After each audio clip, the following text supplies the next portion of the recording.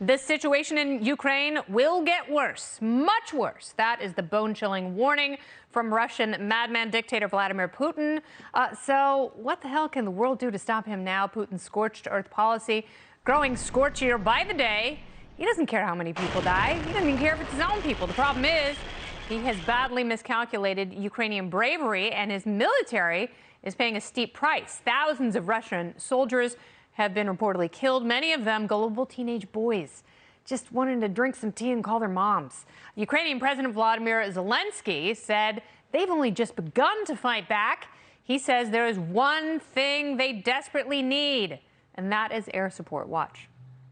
We want to introduce shutting of the Ukrainian sky because our people are dying. If you cannot shut the sky now, then now give us the timeline. When will you do it? If you now cannot provide the timeline, tell us how many people have to die, how many legs, limbs have to fly away from people's bodies. So you hear us. Very passionate. He also says that he wants a meeting with Putin himself. He said he wants to look Putin in the eye and tell him to get the hell out of Ukraine. That meeting probably very unlikely at this point. Putin's like, yeah, kind of busy. Putin reportedly will not stop until all of Ukraine is his. That's what he reportedly told French President Emmanuel Macron in a phone call today. Putin reportedly willing to execute Ukrainians in the streets if they continue to disobey him. So what has Russia taken, and what are they eyeing next? Here with me now, it is America's newsroom anchor, the legendary Bill Hemmer at the Billboard. Bill, great to see you. Tell me what's going on now in Ukraine. We have stop me anytime, interrupt me, whatever questions you have. We'll try and sort out what we think the aims of the Russian military have been over the past 24 hours. It's like looking through a straw a little bit, right? Taking in different data points and different reports and try to put a story together here. What I would begin with is Crimea.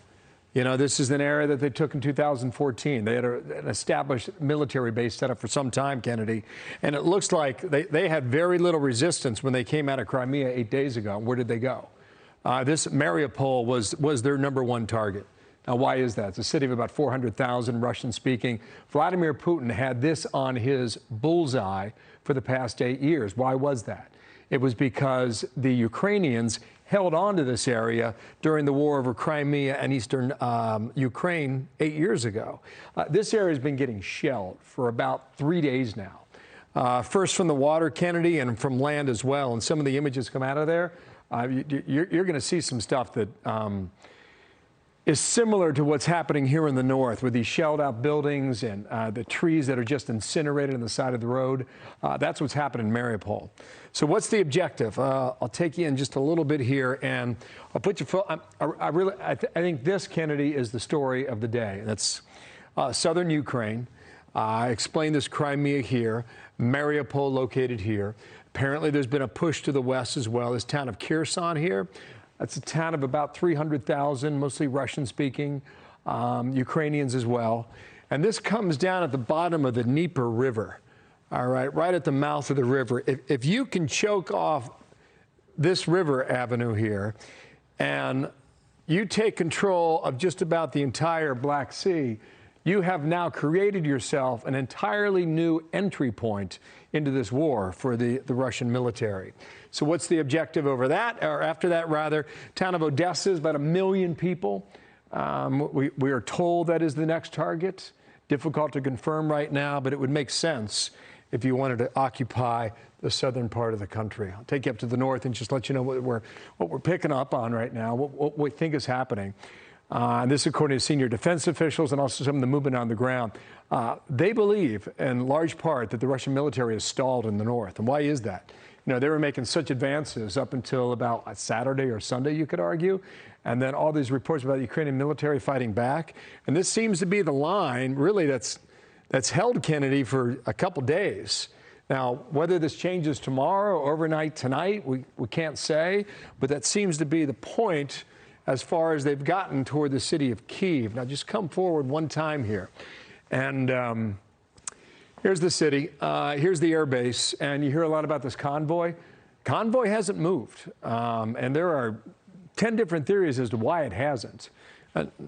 Not one of them has been confirmed, but this runs up a road here a little bit. Kennedy goes about 40 miles to the north and to the west a little bit, and it's been sitting there, sometimes stacked 2 and 3 across.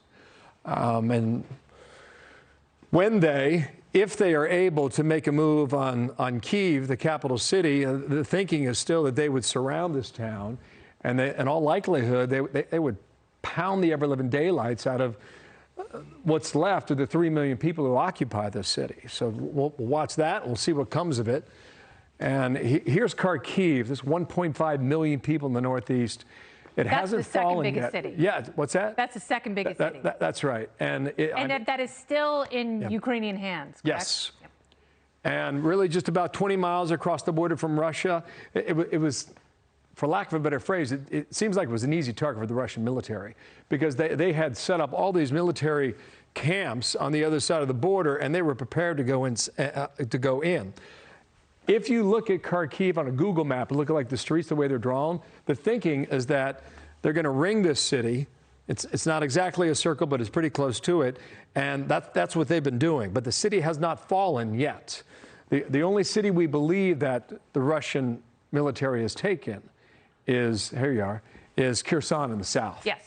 And we heard that today. Obviously, yes. Odessa is the big one because they want to choke Ukraine off from any imports from the Black Sea. Yep. So that's where they do all their business. That's where the commercial business is done. That's how the country survives and thrives. And so Russia wants to cut them off there. But it's hard to know whose propaganda to believe because as Russia lays it out, they've got, advances, they've got victories, they're demoralizing Ukraine. And if you listen to Zelensky, he's telling a very different story that's also being told on social media about, smaller acts of bravery and heroism that is thwarting the mighty Russian army. I thought an extraordinary thing to see him hold a press conference today in the middle of all this. I mean, really amazing. Took all the Western reporters into this room, and he chose to speak in Ukrainian.